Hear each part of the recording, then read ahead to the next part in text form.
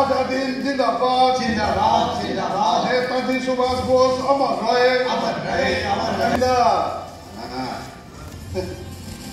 आज नेताजी जयंतीটা মোটামুটি ভালোই হলো। আরে কালিদা কোথায় থেকে গেল দেখো দেখো। ও কালিদা, আরে কোথায় থাকেন? আসুন আসুন। ও যাই যাই যাই যাই।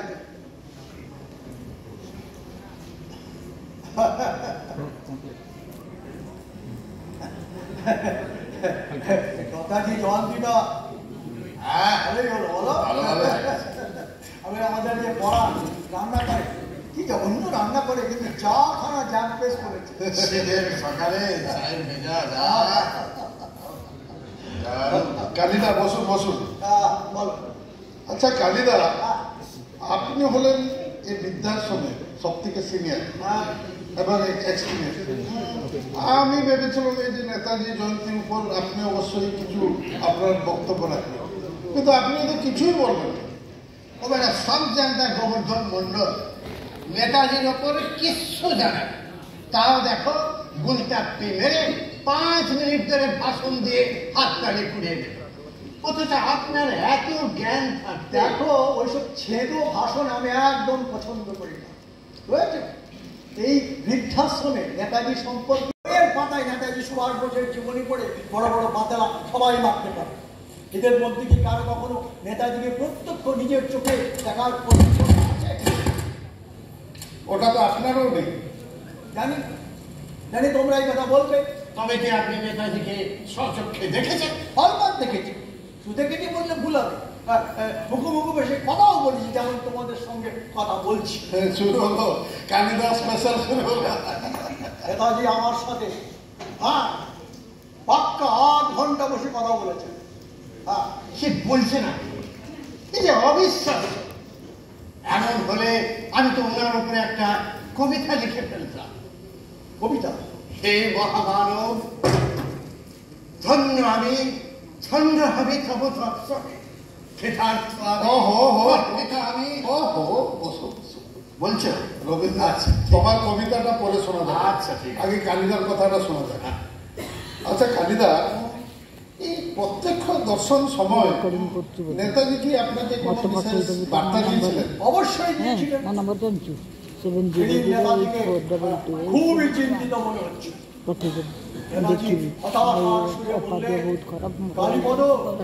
দেশের বড় সঙ্গীন অবস্থা, দেশ রসাতলে যাচ্ছে। তুমি মানে আমাকে বললে না, তুমি দেশের হাল ধরো। আচ্ছা কালিদা, আপনার ডেট অফ বার্থটা কত বলুন? কারো কারো কারো এই না, মানে আপনি আমাদের থেকে কতটা বড় সেটা জানার জন্য। এই যেমন ধরুন আমার ডেট অফ বার্থ হচ্ছে এই গিয়ে 28 জুলাই 1954। না না না না, আমি তোমাদের চেয়ে ঢের ঢের বড়। আমার ডেট অফ বার্থ হচ্ছে গিয়ে 28 অক্টোবর 1950। এইখানে সব হিসাব গন্ডগোল হয়ে গেল। কেন কেন? মানে আপনি জন্ম হবার 5 বছর আগে, অর্থাৎ 1945-এ নেতাজি মিসিং। তাহলে আপনি নেতাজিকে স্বচক্ষে দেখলেন কি করে, আর সরাসরি কথাটা বললেন কি করে? কথাই বলে না, ওই তোমাদের চুল পাকলেই বুদ্ধি পাকে না, তোমাদের চুলগুলোই পেকেছে, বুদ্ধি পাকে। কেন কেন? হ্যাঁ, সরাসরি কথা বলা মানে কি সামনাসামনি চেয়ারে বসে কথা বলা? তবে কথা বলা যায় না। আর কিভাবে কথা বলা যায়? সেই জন্যই তো বলছি, তোমাদের চুলগুলো পেকেছে, বুদ্ধি পাকে। আচ্ছা ধরো, ভারতের প্রধানমন্ত্রী কোথায় থাকেন? দিল্লিতে। দিল্লিতে। আমেরিকার রাষ্ট্রপতি কোথায় থাকেন? ওয়াশিংটনে। ওয়াশিংটনে। এবার বলো, আমেরিকার রাষ্ট্রপতি আর ভারতের প্রধানমন্ত্রী মাঝে মাঝে সরাসরি কথাবার্তা করেন কিনা? কিভাবে করেন? করেন করেন করেন। কিভাবে করেন? ভিডিও কনফারেন্সিং এ করেন। তার মানে নেতাজি মিছিল হওয়ার পর আপনার সঙ্গে ভিডিও কনফারেন্সিং এ কথা বলেছিলেন? কেন? ভিডিও কনফারেন্সিং ছাড়া কি অন্যভাবে কথা বলা যায় না? না, আর অন্য কোনোভাবে সরাসরি কথা বলা যায় না। যায় যায়, আমার ক্ষেত্রে তাই ঘটেছে। কিভাবে কিভাবে? কেন? স্বপ্নে। স্বপ্নে সরাসরি কথা বলা যায় না, তবে সেটা তখনই সম্ভব যখন দুজনের মধ্যে একটা আত্মার যোগ থাকে, বুঝেছেন? একদিন রাতে নেতাজি সুভাষ বোস চেহারাধীন বোসের পোশাক পরে মধ্যরাত্রে স্বপ্নে আমার কাছে এসে উপস্থিত। আমার কাছে বসে স্বপ্নে 8 ঘন্টা উনি দেশের বিভিন্ন সমস্যা নিয়ে আলোচনা করলেন। ঠিক, ওনাকে খুব প্রিয় মনে হচ্ছিল। উনি বললেন, কালীপদ, তুমি শক্ত হও, তোমার মধ্যে আমি, মানে আমাকে বললেন, হ্যাঁ, তোমার মধ্যে আমি দেশের ভবিষ্যৎ দেখতে পাচ্ছি, তুমি শক্ত হও। হ্যাঁ বল, হ্যাঁ বল বল বল, হ্যাঁ শুনতে পাচ্ছি, বল বল বল। আবার মেয়ে কানাডা থেকে ফোন করতে, বুঝলেন? আমি এখন আসি, পরে কথা বলবো। হ্যাঁ মা বল বল, হ্যাঁ বল, শুনতে পাচ্ছি। হ্যাঁ ঠিক আছে তো, হ্যাঁ ঠিক আছে, হ্যাঁ বাহ ঠিক আছে, বল বলো বল।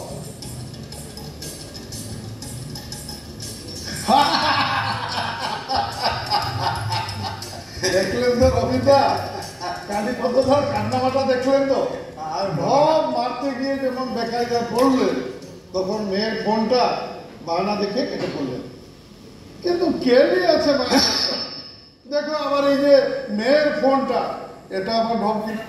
বুঝলে সুকুমার, আমরা সবাই জানি যে কালিদা খুব ভালোই ঠক মারে, কিন্তু এমন সাবলীল ভাবে ডব দেন যে আমরা সবাই বোকা মেনে যাই। ওই জন্য তো কালিদাস ঢপের অন্য নাম কালিদাস স্পেশাল। ঠিক বলেছে, কালিদাস স্পেশালি বটে। হেভি কেলি না থাকলে এমন ভাবে ঢপ মারা সম্ভব নয়। কিন্তু একটা কথা জানো সুকুমার, কালিদার কোম্পানি খুব হ্যাপি এনজয় করে। উনি পাশে থাকলে আমাদের আর বোর লাগে না। 100 বার 100 বার 100 বার। রবীন্দ্র, হ্যাঁ শোনো শোনো, এই যে আজকে নেতাজি জয়ন্তীতে আপনার স্বরচিত কবিতা যে আপনি পাঠ করলেন, ও হো হো হো, কি মর্মস্পর্শী হয়েছে। ভালো লেগেছে, ভালো লেগেছে, আমি জানতাম ভালো লাগবে। আরে বসো বসো বসো, আরেকটা প্রেমের কবিতা শোনো। প্রেমের কবিতা? প্রেমের কবিতা খুব ভালো লাগবে, বুঝেছো?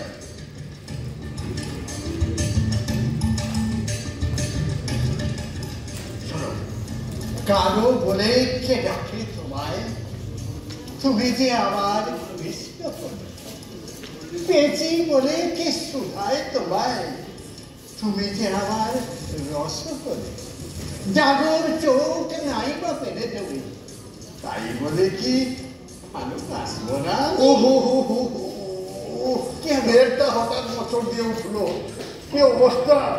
আরে বসো বসো, না, না। আমি তো আসল প্রেমের ভাবটা আছে। না না, আর বেশি দেরি করলে আবার পেটটাই হয়ে যাবে। আরে না না না, এসো এসো না। এই এই এই হলো হলো, পেটটা হলো, পেটটা হলো।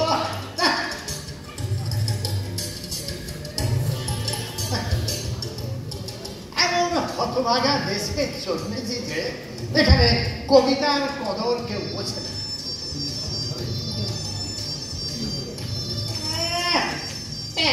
হয়ে যাবে ছায়, আমি কিচ্ছু বুঝি না।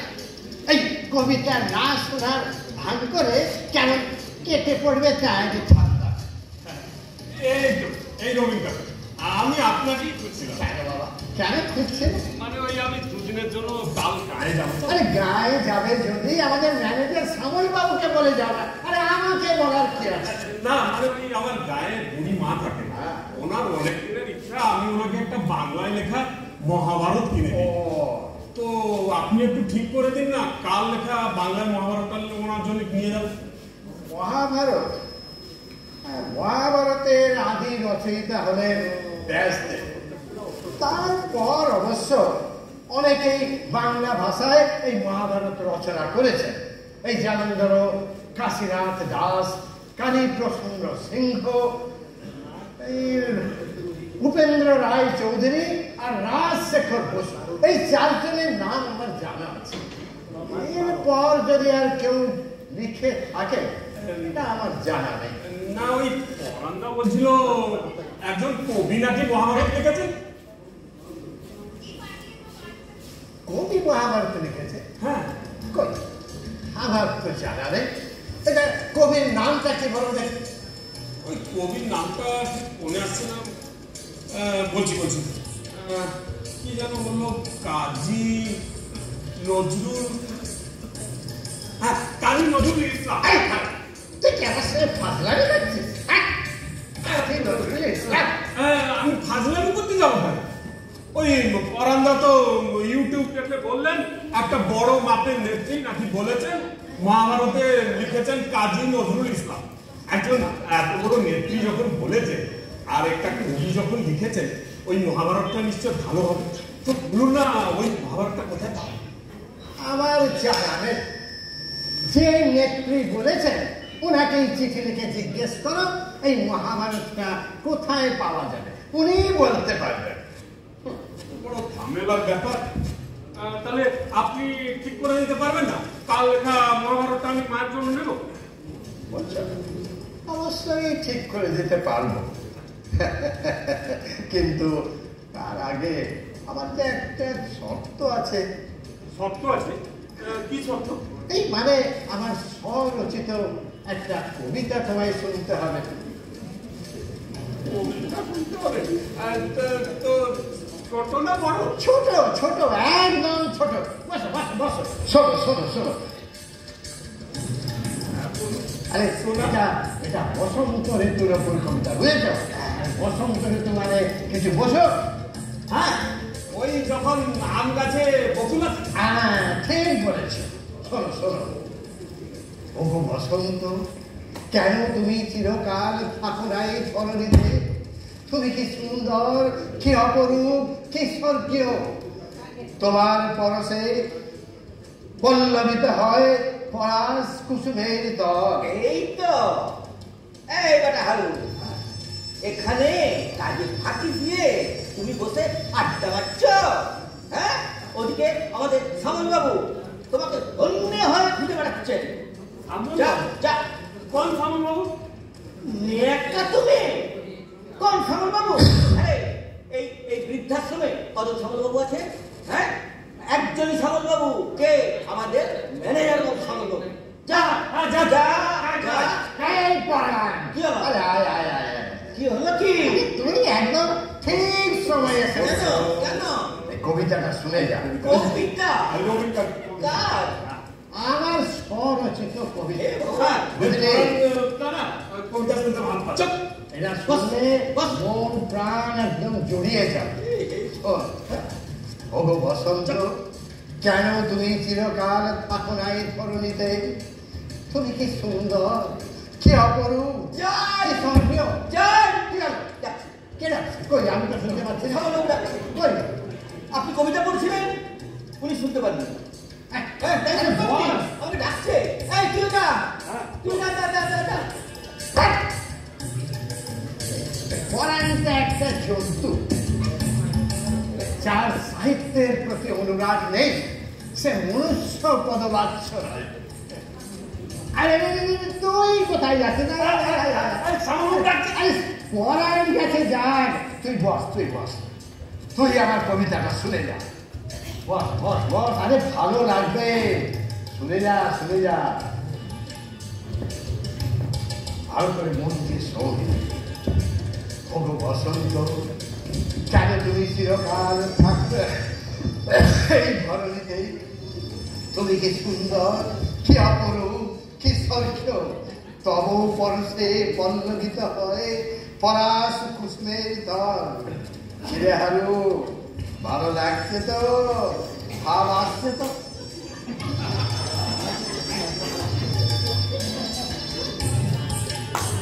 না, এ ব্যাটা কেটে পড়লো দেখছি। কবি ঠাকুরের দেশে এই কবিতার এমন হতাদর, ভাবলে লজ্জা লাগে। আমার এই সারস্বত প্রতিভার কদর ফেলার জন্য এখানে কেউ একজনকে আমি পেলাম না। নারী নারী কেউ, আমি কিন্তু থেমে থাকবো না। আমার কবিতা আমি নিজেই শুনবো, আমি একলা চলো শিখবো।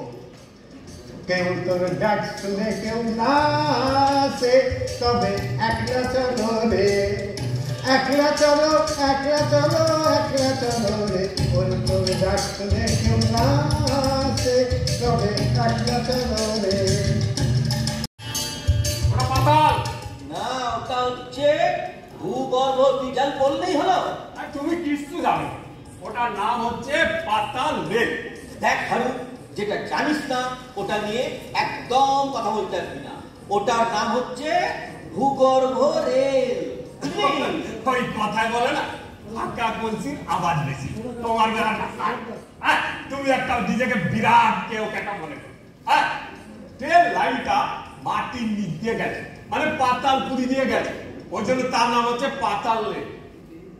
যদি এই ব্যাপারটা তোমার জানা নেই, বোঝো না, তাহলে আমার কাছ থেকে বোঝো বা শেখো। হারু, ডান্না আছে বলে আরশোলা যদি নিজেকে পাখি ভাবতে শুরু করে, আমার কিছু বলার নেই। তেমন দিয়ে বললে চামচিকের ডানা আছে বলে সে যদি নিজেকে ময়ূর বলে, আমার কিছু বলে বললে হ্যাঁ, চামচিকের কাছে বললি। আর তুমি আসলে কাকে বললে? তুমি আসলে কাকে বললে? তুই চাকর চাকর মতো থাকবি, একদম বড় বড় কথা বলবি না, বলে দিলাম। একদম বড় বড় কথা বলবি না। তুমিও বাবুর্চি বাবুর্চি মতো থাকবে। কি বললি? আমি বাবুর্চি? হ্যাঁ, আমি বাবুর্চি? আর কি জানিস না এই বৃদ্ধাশ্রমে আমি কে? আমি হচ্ছি হেড কুক। হ্যাঁ, ওই কুককে বাংলা কি বলে জানো? ওই বাবুর্চি বলে, বাবুর্চি। এই শোন, তুই কি কাজ করবিস আমি জানি না, কিন্তু আমাকে বাবুর্চি তুই বলবি না। আর তুমি আমাকে চাকর বলবে না। কেন? আমি হচ্ছে অ্যাটেন্ডেন্ট, এই বৃদ্ধাশ্রমে অ্যাটেন্ডেন্ট, অফিস অ্যাটেন্ডেন্ট, যার অনুপস্থিতিতে এই অফিসটা অচল। তুই আমাকে ইংরেজি কপ্তারটা আসিস না, ইংরেজি কপ্তারটা আসিস না। অ্যাটেন্ডেন্টকে বাংলায় কি বলে বলছি শোন। কি বল? চাকরি বলে। হ্যাঁ, আর ওই যে হেড কুক বলছো, ওটাকে বাংলায় কি বলে বলবো? বল বল বল। আর বাবুর্চি বলে, বাবুর্চি। এই খবরদার বাবুর্চি বলবি না, একটা বাবুর্চি বলবি না। বাবুর্চি বাবুর্চি তুই বলে একটা থাকবে, বেশি কথা বলবে না। তুই একটা গাধা। হ্যাঁ। তুই উইচিংড়ে। তুমি বেশি জ্ঞান দেখাবে। উইচিংড়ে মতো থাক। তুই কেন আমাকে বাবুর্চি বলবি? আর কি বলবো? নাম না করে বেশি জ্ঞান দেখাচ্ছি। একদম বাবুর্চি বলবি না। তাহলে ভূগোল বলে ছোট ছোট মতো থাক। সাত সকালে কিছু কাজ নেই। ওই ছাগল বাবুকে ডাকো, ডাকো ডাকো সামুদ্রকে। কে লোক বিচার? ডাকো ছাগল বাবুকে ডাকো। ডাকো সামুদ্র কোথায়? ডাক যা। কথা কথায় বাবুর্চি কোথায়? সেখানে হচ্ছে নাকি? চুপ। আপনি আপনার দুজনে কি অন্য কোনো সম্পর্ক? না না না, মুখামুখি হলে কিছু মনে করতে হবে। আপনি হয়তো সামলান। হ্যাঁ, ও বেটা আটশোলা। হ্যাঁ, ও নিজেকে ইয়ে পাখি ভাবছে। ওই পরান্দাকে সামলান। ওই চামচিকে নিজেকে ময়ূর ভেবে বসে আছে। ঝগড়া না করলে ভালো যাবে। দেখবে পাতাল রেল ভূগর্ভ রেল লড়ে যাচ্ছ, তারপরে দেখবে স্বর্গে কে গেছিল, রাকেশ শর্মা, রাকেশ রোশন, তাই লড়ে বড় বিষয় পেলেই হয়। সামলাবো। শুনুন শুনুন শুনুন শুনুন, আমি বলছি হ্যাঁ। কলকাতা হ্যাঁ। মাটির নিচে দিয়ে হ্যাঁ যে রেলটা গেছে ওটাকে ভূগর্ভ রেল বলে না বলুন। কিন্তু এই বেটা হারু, ওটা জ্ঞানগম্য কিছু নেই, খালি অযোধ্যা আমার সঙ্গে এটা করে চলেছে কিনা ওটা পাতাল রেল, পাতাল রেল। তোমরা দুজনেই ঠিক। কলকাতার মাটির নিচে রেলকে পাতাল রেলও বলে, হ্যাঁ। ভূগর্ভ রেলও বলে। হ্যাঁ। কিন্তু ওইটা সরকারি নাম হচ্ছে মেট্রো রেল। দেখো অ্যাকশন, দেখো তখন অ্যাকশন। থেকেই ভাবছি ওটা মেট্রো রেল, হ্যাঁ। কিন্তু মনের কথা মনেই থেকে যাচ্ছে, মুখ দিয়ে বেরোচ্ছে। দেখছো তো? পরান্দা, বেশি ভাড়ামি করো না। অনেক ভাড়ামি হচ্ছে, আর বেশি ভাড়ামি করো না। ভাবছে আর বলছে ওই লেখাপড়া করুন। বলবি না, ভাড়াবো বলবি না। আর কি বলবো? আর কি বলবো? হ্যাঁ? রান্না করো, রান্না করো, যাও রান্না করো। ছোট লোকের কথা বলবি না। হ্যাঁ, বেশি কথা বলো না। আর আমি তো দুনিয়া হলো। আর তুমি আপনি যান আপনার কাজে মাথা ঠান্ডা রাখুন। আমি যাচ্ছি। ওকে সামলান। আমি দেখছি। চাকরের মধ্যে থাকতে তাহলে বলুন। ঠিক আছে, আমি শুনুন, দেখছি। ওর ওজন বুঝে কথা বলতে বলুন। বেশি কথা বলো না, যাও। কি বলি? হ্যাঁ, বেশি কথা বলো। যাও, যাও, যাও। কথা বলাচ্ছি না। যাও। আমি কিন্তু ছাড়বো না। আমি বেশি কথা বলে। ঠিক আছে যান। তো আরো হ্যাঁ। তো অনেক মুখে মুখে কথা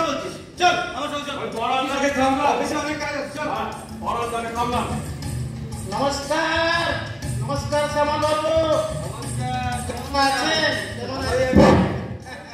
হঠাৎ এখানে বলছি আসুন ভিতরে আসুন প্রলয় বাবু, আজকে এখান থেকেই শুরু করা যায়। শ্যামল বাবু, এই যে প্রলয় বাবু, আশা করে নতুন করে পরিচয় দিতে হবে না। ये तीन संबाद माध्यम है स्पेशल परिश्रम और मदर टीवी नामक टीवी चैनल एक बार নিজস্ব প্রতিনিধি আর ইনি হচ্ছেন এই চৈতন্য প্রধাশ্রমের ম্যানেজার শ্যামল সিং। অসাধারণ মানুষ। আচ্ছা পান্ডা, হ্যাঁ আপনার কি বৃদ্ধাশ্রমে কিছু কাজ আছে? আছে কাজ আছে বলে তো সাত সকালে ছুটে এলেন। তবে কি আপনি এই বৃদ্ধাশ্রমে কাউকে রাখতে চান? আরে তো আমার বাবা মা তো অনেক আগেই প্রকারণ করেছে, বৃদ্ধাশ্রমে থাকার মতো আমার বাড়িতে কে আছে তাকে রাখো। তবে মানে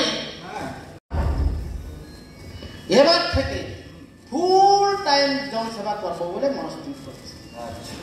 তাই তো এখানে আজ আমার আশা। কিন্তু ব্যাপারটা তো ঠিক আমি বুঝলাম না। মানে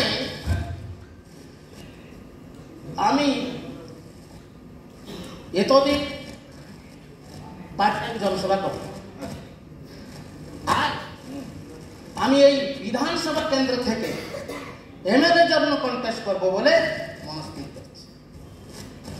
আমার খুব একটা ইচ্ছা ছিল না, কিন্তু এর জন্য এখানকার পাবলিক আমার উপর চাপ দিচ্ছে।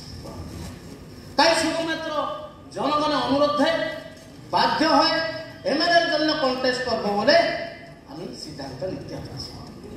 এতে আমার নিজস্ব কোনো মানে স্বার্থ নেই।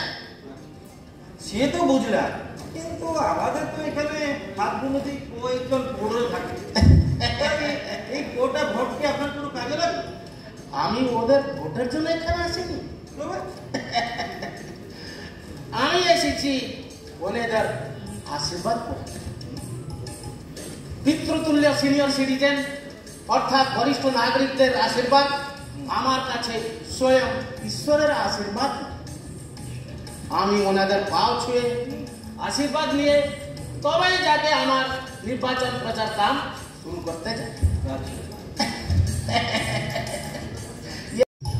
আস্তে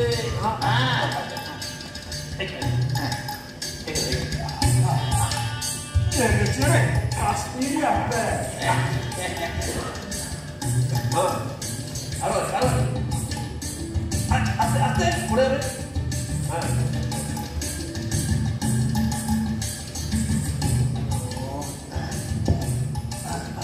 আর দুটা রয়ে গেল।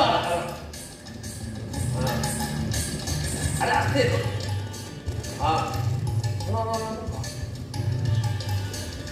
কি ভারী হয়েছে।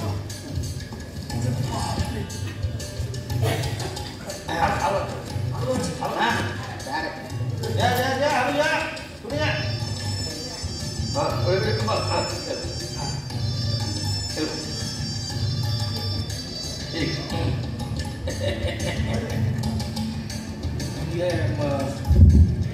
শ্যামল বাবু, আপনি দয়া করে আপনাদের আবাসিকদের এখান ডাকুন।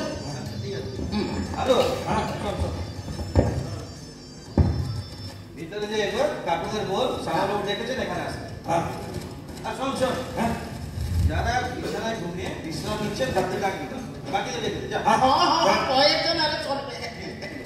আচ্ছা প্রলয় বাবু, আপনি ছবি তোলার জায়গা বাছুন।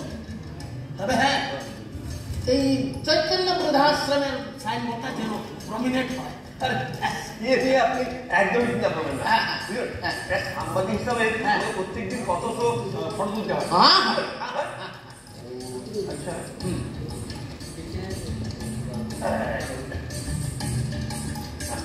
আপনি আপনি তাদের আসতে বলুন, ঠিক আছে? আর আপনি এলে চেয়ার এখানে বসবেন, ঠিক আছে? আর আপনি যে ফুলেমালা আছে এক এক করে নিয়ে তাদের ফলে পড়াবেন, ঠিক আছে? আর এই ফলে পেটিগুলো নিয়ে তাদের পায়ে পেতে রাখবেন। আর তারপরে ওদের পা ছুঁয়ে তাদের আশীর্বাদ দেবেন। আর সেই সময় আমি স্টিল ফটো আর ভিডিও ফটো দেবো, ঠিক আছে? আপনি এটা করুন আর আমার জন্য চাইবেন, ঠিক আছে?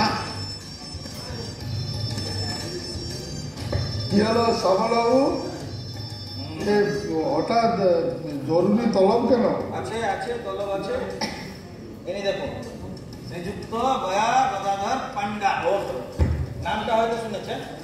ও ইনি সেই মহানুভব গয়া গদাধর পণ্ডা? এটা তো পেপারে নাম বেরিয়েছিল, সেই সময় যাইটুকু দেখা পেপারে, মানে গত বছর রেশনের চাল রাগ করতে গিয়ে পুলিশের হাতে ধরা পড়ে ইনি জেল গেছিলেন। ষড়যন্ত্র ষড়যন্ত্র, ওটা ছিল আমার বিরুদ্ধে গভীর ষড়যন্ত্র। আমার সেবার মনোভাব দেখে কিছু মানুষ হিংসায় চলে যাচ্ছিল, তাই পুলিশকে পয়সা খাইয়ে আমার বিরুদ্ধে ষড়যন্ত্র করে আমার গঙ্গা জলের মতো পবিত্র মনোভাব ভাবমূর্তিকে কলুষিত করার চেষ্টা করছিল। আমি তো মশাই আলাদা শুনেছি, কি আপনি নাকি পুলিশকে পয়সা খাইয়ে কেসটাকে ধামাচাপা দেওয়ার জন্য চেষ্টা করেছেন। দেখছেন দেখছেন শ্যামলবাবু, কত বড় মিথ্যা কথা রয়েছে আমার বিরোধী পক্ষ। আমার সেবার মনোভাব, আমার জনপ্রিয়তা আমার বিরোধী পক্ষ সহ্য করতে পারছেন না।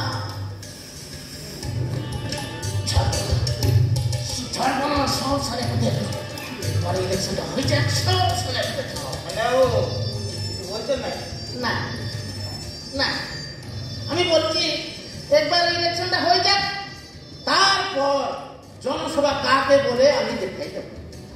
মানে ইলেকশন মানে এই ইলেকশনে আমি এমএলএর জন্য কন্টেস্ট করছি। নির্বাচন প্রচার আগে আপনাদের মতো বরিষ্ঠ নাগরিকদের আশীর্বাদ ও পাঠগুলো আমি নিতে চাই। কি ব্যাপার শ্যামলবাবু, আরে কালিদাস, হঠাৎ এই জরুরি তলব কেন? আমি ডাকতে বলেছি, আমি ডাকতে বলেছি। আচ্ছা আচ্ছা,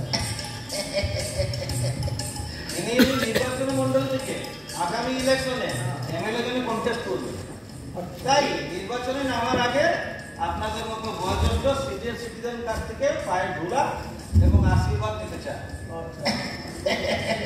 এ অধম পণ্ডা নির্বাচন প্রচার বৈতরণী পার হবার জন্য আপনাদের মতো জ্ঞানী গুণী বরিষ্ঠ নাগরিকদের আশীর্বাদ এবং পায়ের ধুলো ভিক্ষা চাইছে। আচ্ছা আচ্ছা, অনেকেই কালীঘাটের মায়ের মন্দিরে মৌলিক ব্যবসায় করছে। তা আপনি কেন ওই কৈরিক ব্যবসায় ছেড়ে দিয়ে এই রাজনীতি করতে এলেন? আমি জনতার সেবায় নিজেকে উৎসর্গ করতে চাই। আমি জনতার পূজক নেই, জনতার সেবক হয়ে বাঁচতে চাই। আচ্ছা আচ্ছা আচ্ছা আচ্ছা আচ্ছা, পান্ডা বাবু, আপনার বাড়ি তো বললেন যাজপুরে। হ্যাঁ, বলুন দেখি যাজপুর কিসের জন্য বিখ্যাত? কেন মা বিরজার পীঠস্থলে হ্যাঁ, সতীরথ একান্নর পীঠের পীঠ। এটা যাবে, এটা যাবে। কি বিরাট মন্দির, একবার গিয়ে দেখে আসুন, মনের শান্তি পাবেন। না না, আমার যাওয়া হয়নি, তবে হ্যাঁ আমার কাকা, আমার কাকা স্বর্গত বিভূতিভূষণ চৌধুরী, তিনি গেছেন। আচ্ছা আচ্ছা, তাই নাকি? হ্যাঁ, শুধু গেছিলেন বললে ভুল হবে, তিনি তখনকার সময় মন্দিরের উন্নতি কল্পে 50,000 টাকা দানও করেছেন। আপনার নিজের কাকা? বলছি কি, আমার বাবার নিজের ছোট ভাই বিভূতিভূষণ চৌধুরী। এখনো হয়তো ওই আপনার মন্দিরে কাকার নামের ফলক টলকগুলো থাকবে। অনেক পুরনো ব্যাপার, স্বাধীনতার আগের কথা তো, তাই। ও তখন তো আমার জন্মই হল। তবে আমার পরম সৌভাগ্য যে আমি সেই মহান বংশের উত্তরসূরিদের আশীর্বাদ নিয়ে আমার নূতন কর্মজীবন শুরু করতে পারি।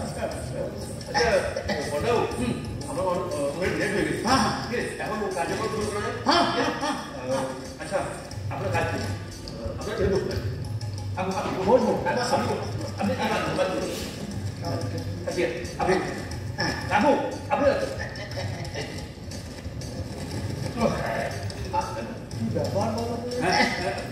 আমি একটু ওনাদের সাথে তাড়াতাড়ি আমার নামটা কি আসেন না আপনারা আসুন আপনারা আসুন এই বাড়ি তো ঠিক আছে হ্যাঁ ঠিক আছে আমি যেমন বলছিলাম হ্যাঁ একটা মালা নিয়ে তাদের অনেক করা ঠিক আছে আর এই ফলে পেটিগুলো নিয়ে তাদের আর তারপর তাদের মনে আছে এই তাদের সাহায্য করে আশীর্বাদ দেবে আর আমি সেই সময় থাকবো ঠিক আছে ঠিক আছে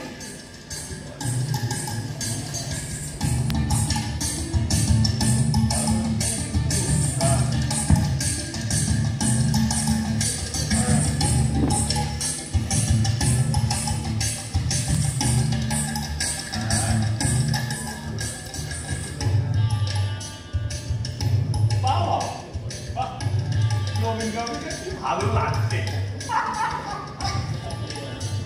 ভালো করে তুলুন হ্যাঁ ঠিক আছে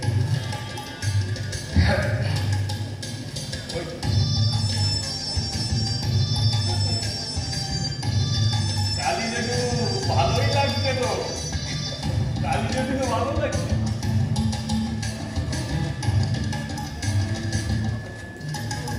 বলে নতুন করে দাঁড়াবে তো এমএলএ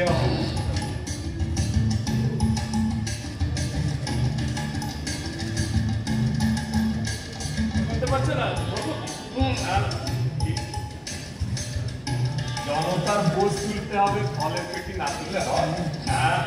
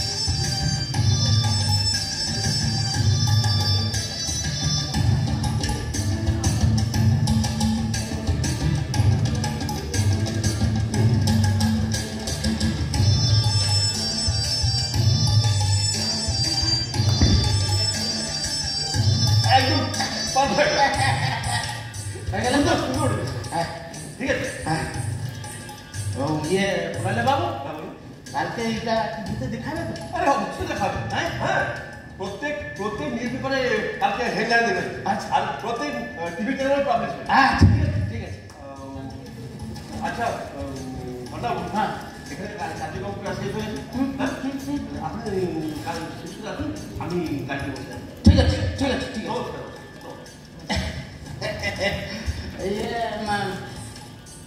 শোনো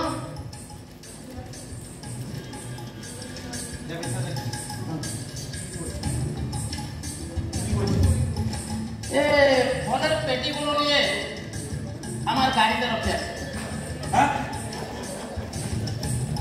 এই ফলের পেটি গাড়িতে রেখে কারণ এগুলো এখানকার মধ্যে নয় না না না বাবা না এগুলো সব ভাড়াতে নিয়ে গেছে ঘন্টা হিসাবে ভাড়া দিতে হবে ফলের দোকানিকে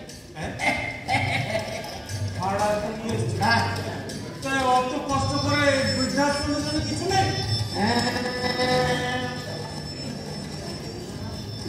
তুমি বলছি এক পেটি এখানে গেলে রেখে একটা পেটি রেখে দেবো ঠিক না না না ওটা রাখো ওটা রাখো এই ছোটের ছোট জানেন বাবু ওটা থেকে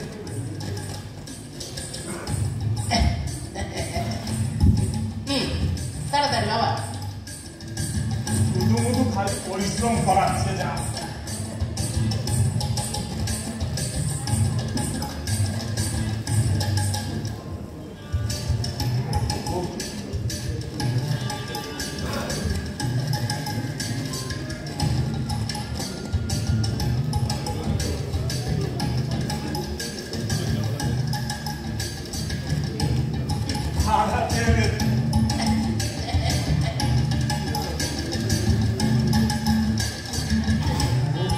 এবার আমরা আসি। যাও। পরে দেখা হবে।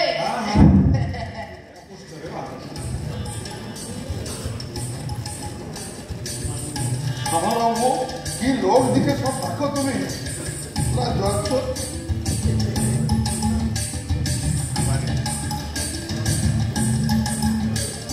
আবার কি হলো কাকু? আবার কি মালা মাল্লা। আরেকটা জায়গায় যেতে হবে।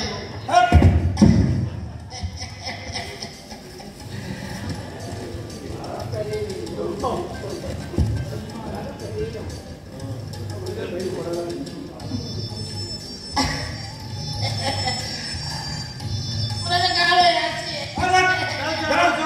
শ্যামাবাবু তোমার বন্ধ নাকি? শ্যামাবাবু মুড খারাপ করে দিয়েছে। আমি একটু কালিদার বিচারটা করি, বুঝলেন রবীন্দা? আচ্ছা কালিদা, কি হলো? তুমি তো বলেছিলে যে তুমি আমি তোমার বাবার একমাত্র সন্তান, আর তোমার বাবাও ওনার বাবার একমাত্র সন্তান।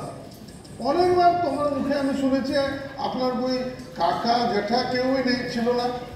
তবে হঠাৎ এই কাকা চরিত্রটি বিভূতি ভূষণ চৌধুরী কোথা থেকে এলো আমি বুঝতে পারলাম না। ও সুকুমার, এক্সক্লুসিভলি কালিদাস স্পেশাল। আরে দাঁড়ান দাঁড়ান দাঁড়ান, কোথায় যাচ্ছে? দেখে যাচ্ছে কেন? আসুন আসুন। আরে ওসব নিয়ে ঘাটাঘাটি করো না, বুঝলেন? কালিদাস যাহা বলিবেন সত্য বলিবেন। কাকা বিভূতি ভূষণ চৌধুরী আরে রেগে গেলে হয়। আচ্ছা কালিদা, আপনার সঙ্গে একটা কথা আমার ছিল। বল বল। এই যে গয়া গদাধর পণ্ডা, ওর সম্বন্ধে কিছু কমেন্ট করো। বলবো? বলো বলো। খারাপ ভাববে না না। না না না, নিঃসন্দেহে বলুন। বলবো? হ্যাঁ? আমার মতে যেদিন ভারতবর্ষে কয়েক ডজন ছেঁচড়া, ঢ্যাংরা আর হারামজাদা মরেছিল, সেই দিন সবাই গয়া গদাধর পণ্ডাটা জন্মেছিল। 100% অ্যাসেসমেন্ট। এই হলো না আমাদের কালিদা।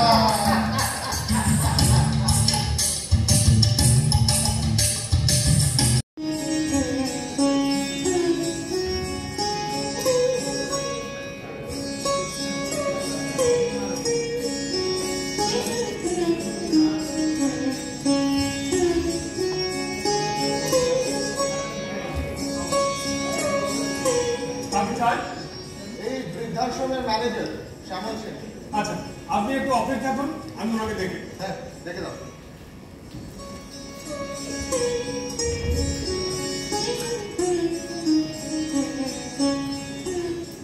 আচ্ছা আপনাকে তো আমি চিনবো বলো, আপনি বোধহয় ম্যানেজার শ্যামল সেন? হ্যাঁ আমি শ্যামল সেন।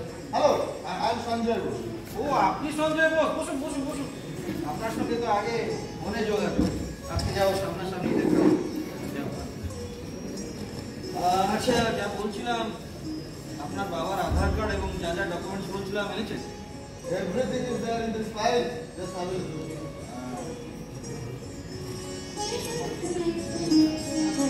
আচ্ছা, আপনার বাবাকে এনেছেন?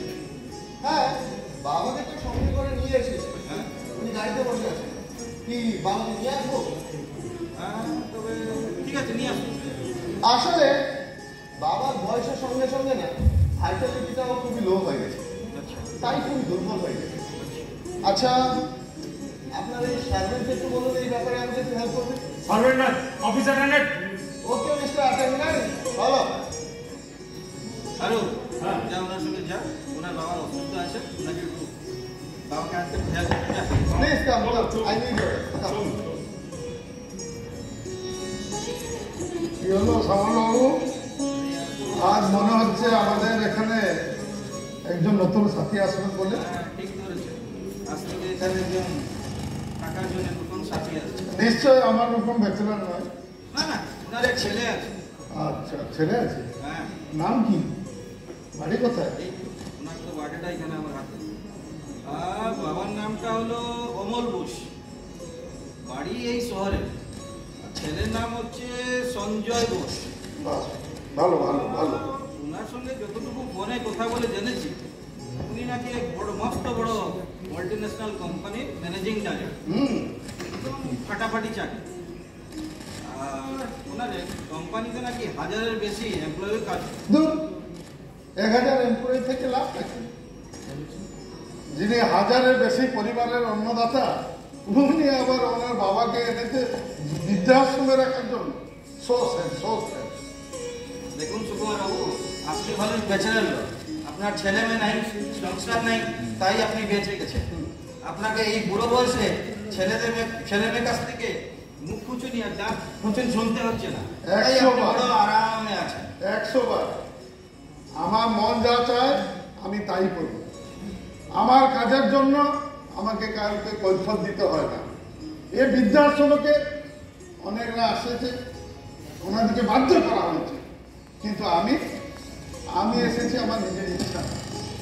এই সকলের সঙ্গে গল্প গুজব করে আমার লোনলিনেসটাকে কাটানোর জন্য। অন্য অন্তবাসীরা কতজন হ্যাপি আমি জানি না, কিন্তু I am fully happy. I am enjoying my life here. আপনাকে দেখে তো লাগে আপনি অনেক হ্যাপি আছেন।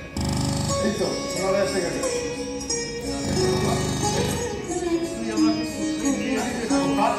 বাবা, আজ থেকে তুমি এখানে থাকবে। বসো, এখানে বসো। এটা কোন জায়গা? এটা তোমার জন্য একটা আদর্শ জায়গা।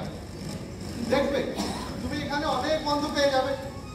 দেখবে এখানে তোমাকে অনেক বন্ধু পেয়ে যাবে, আর তুমি এখানে ভালো থাকবে। কিন্তু এই জায়গাটার নাম কি? এই জায়গাটা না, এই যে দেখো লেখা আছে চৈতন্য ওল্ড এজ হোম, মানে চৈতন্য বৃদ্ধাশ্রম। বৃদ্ধাশ্রম? কিন্তু আমি বৃদ্ধাশ্রমে থাকতে যাবো কেন? সমস্ত শরীরের রক্তকে জল করে কে মানুষ করেছি। তুই মানুষ হয়েছিস, বড় অফিসার হয়েছিস, রাজপ্রাসাদের মতো বিরাট বড় বাড়ি করেছিস। কত বড় বাড়ি থাকতে থাকতে আমি এই বৃদ্ধাশ্রমে থাকতে যাব কেন? তাছাড়া ওখানে আমার ছোট্ট ফুটফুটে একটি নাতনি আছে, সে আমার জীবন। তোরা এমন করিস না রে খোকা, তোরা এমন করিস না। বাবা, ধীরে ধীরে সব সয়ে যাবে। দেখবে কয়েকদিন পরে সব ঠিক হয়ে গেছে। এখানে তুমি অনেক বন্ধু পেয়ে যাবে। দেখবে নাতনিকেও আর মনে পড়বে না। আর তাছাড়া আমি মাঝে মধ্যে এসে তোমাকে দেখা করে যাবো, আর তোমার নাতনিকেও সঙ্গে করে নিয়ে আসো। কিন্তু বাবা দেখো, আজ থেকে তুমি এখানেই থাকবে। অনেক চিন্তা করে আমি তোমার আর তোমার বৌমা এই সিদ্ধান্ত নিয়েছি। এই সিদ্ধান্ত কিন্তু আর বদলানো না। কিন্তু কেন তোর এমন সিদ্ধান্ত নিতে গেলি খোকা? কি অপরাধ আমি করেছি? কোন অপরাধে তোরা আমাকে নির্বাসন দণ্ড দিলি? তোর কিসের অভাব? টাকা পয়সার অভাব নেই, বাড়িতে থাকার জায়গার অভাব নেই। তোদের দুজনকে ছাড়া অত বড় বাড়িতে 3-3টে চাকর, দুটো কুকুর, দুটো গাড়ির ড্রাইভার, তাদের স্বচ্ছন্দে থাকার জায়গা হতে পারে, অথচ জায়গা হতে পারে না এই পুরো বাপটার। আমার নাতনিটাকে ছেড়ে আমি থাকতে পারবো না রে খোকা। তোরা আমার সিদ্ধান্ত নিস না রে খোকা। তোরা এমন সিদ্ধান্ত। একটু জল দাও তো। সব ঠিক হয়ে যাবে বাবা। B practical. তুমি তো জানো আমি আর তোমার বৌমা আমরা দুজনেই চাকরি করি। আরে আমাদের কাছে সময় নেই যে তোমাকে দেখা। বাবা, সময় নেই? জানিস খোকা, আমি যখন চাকরি করতাম জুট মিলে, সারাদিনের হাড় ভাঙা খাটনির পর যখন ক্লান্ত শ্রান্ত অবসন্ন হয়ে বিকেলে বাড়িতে ফিরতাম তখন এক দণ্ডও বিশ্রাম করার সুযোগ পেতাম না। কারণ কেন জানিস? কারণ তুই তখন সেজে গুজে বসে থাকতিস বাইরে বেড়াতে যাওয়ার জন্য। সেই শ্রান্ত ক্লান্ত অবস্থায় আমি তোকে নিয়ে বেড়াতে যেতাম, এক দণ্ডও বিশ্রাম করার সুযোগ পেতাম না। কিন্তু কোনোদিন আমি বলিনি আমার সময় নেই, আমি ক্লান্ত বলে। মনে রাখিস খোকা, সময় মানুষের দাস, মানুষ সময়ের দাস নয়। প্রাণের টান থাকলে সময়টা আপনা হতেই বের করে দেওয়া যায় রে খোকা। বাবা বসো বসো বসো, এখানে বসো বসো। বয়স হলে মানুষ একটু খুবই ইমোশনাল হয়, তাই আপনি বাবার কথা গান না দিয়ে ওনাকে গানের ভিতরে নিয়ে যান। অনেক ঠান্ডা পড়েছে, এইভাবে বেশিক্ষণ বাইরে বসে রাখেন। নিয়ে যান আমারও আপনার একটু ইনকাম সাথীকে আপনি তো ভাগ করে ভিতরে নিয়ে যান কাকু। আরো তুই এমন করিস না রে খোকা, তুই এমন করিস না। আমার বাবু চলো চলো তোর মা বেঁচে থাকলে আজকে এমনটা হতে দিত না। তোকে মানুষ করতে গিয়ে তোর মা আর আমরা নিজেদের সমস্ত সুখ স্বাচ্ছন্দ্য আনন্দকে জলাঞ্জলি দিয়ে তোকে মানুষ করেছি। আর আজকে এই শেষ বয়সে তুই আমাকে নির্বাচনে পাঠাবি। ভগবান কখনো এটা সহ্য করবে না রে খোকা, ভগবান কখনো এটা সহ্য করবে না, ভগবান কখনো এটা সহ্য করবে না।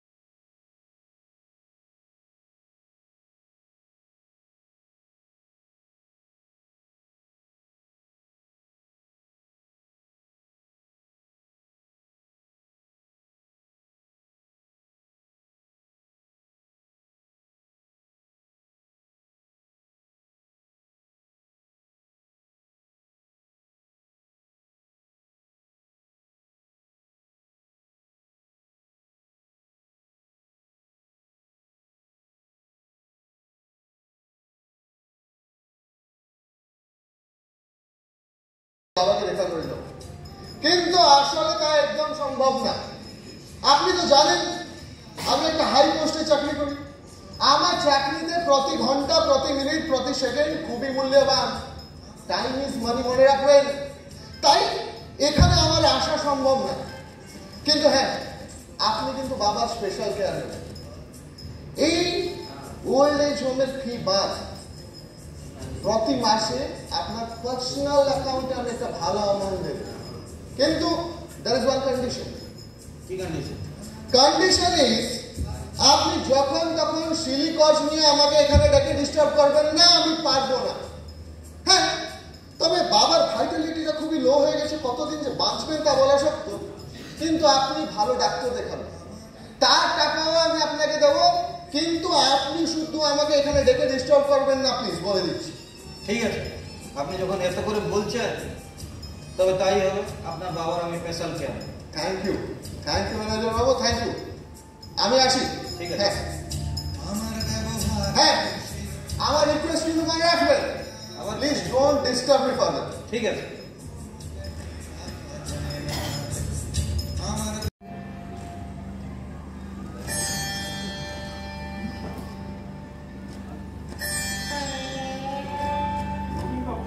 আসুন আসুন, এত মন খারাপ করতে হয়। এখানে বসুন বসুন। এত মন খারাপ করে খাওয়া দাওয়া ছেড়ে দিলে আপনি তো দুর্বল হয়ে যাবেন। হ্যাঁ, আপনি বসুন। আপনি আজকে জল খাবার করেননি, আমি আপনার জন্য এই জলখাবারটা নিয়ে আসি। এই তার আর দরকার নেই রে, আমি এনেছি, আমি নিয়ে এসেছি, আমি জানি তো। হ্যাঁ রবীন বাবু, হা করুন দেখি। আমার কিছু ভালো লাগছে না। কেন খাবেন না? আমি খেতে পারবো না। কি হয়েছে কি, খাবেন না কেন? আমার একটা কথা শুনুন তো, আপনার ছেলে, হ্যাঁ আপনার ছেলে যখন আপনার কোনো খোঁজ নিচ্ছে না, কোনো খবরই রাখে না, আপনি কেন বলুন তো খাওয়া ওর জন্য চিন্তা ভাবনা করে খাওয়া দাওয়া বন্ধ করে দিয়ে শরীরটাকে আরো খারাপ করছেন? চিন্তা করবো না। আজ ক মাস হয়ে গেল আমার ছেলের কোনো ফোন নেই। আমি ফোন করতাম, সে ফোন ধরে না। আমার নাতিটা আমার ছেলেবেলা থেকে আমাদের রোগ আছে, তার কিছু বাড়াবাড়ি হলো কিনা আমি জানি না। আমার কিছু ভালো লাগছে না, একদম পাগল পাগল মনে হচ্ছে। আচ্ছা কাকু, আপনার কি ওই একটাই ছেলে? একটা মেয়েও আছে, সে একটা স্বামী, দুজনে হায়দ্রাবাদে চাকরি করে। আমার মেয়ে এমনি পাস করার পর হায়দ্রাবাদে একটা বড় কোম্পানিতে চাকরি করছে। হ্যাঁ, পেয়েকেও জিজ্ঞেস করেছিলাম ছেলের কথা, সে বলল সেও তার দাদার ফোন দিয়ে অনেকদিন ফোন পায়নি। আমার আর কিছু ভালো লাগছে না, কিছুই বুঝতে পারছি না। ঠিক আছে ঠিক আছে ঠিক আছে, শুনুন আমি একটা কথা বলি, আপনি খান, আমি কিন্তু কথা দিচ্ছি, এই তুই কথা দে, আমি কথা দিচ্ছি, আপনি খেয়ে নিলে আপনার স্বরচিত কবিতা আমরা পুরোটাই শুনবো, লুকিয়ে পালিয়ে যাবো না।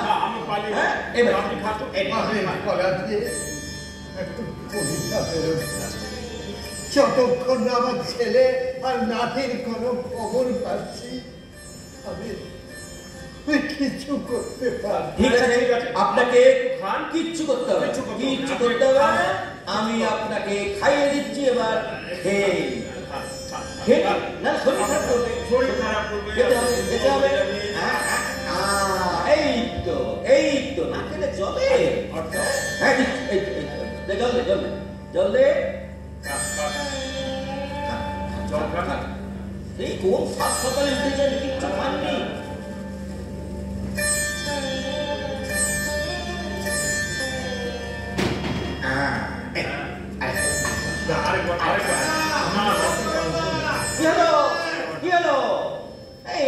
সকাল থেকে পোরান্দার পোরান্দার পোরান্দার, এই দুদণ্ড একটু বসতে দেবে না, কথা বলতে দেবে না? আরে যাই যাই যাই, খাই দিবি না? খাবেন না? আমি আসি তাহলে। হ্যাঁ যাও, আমি আসছি।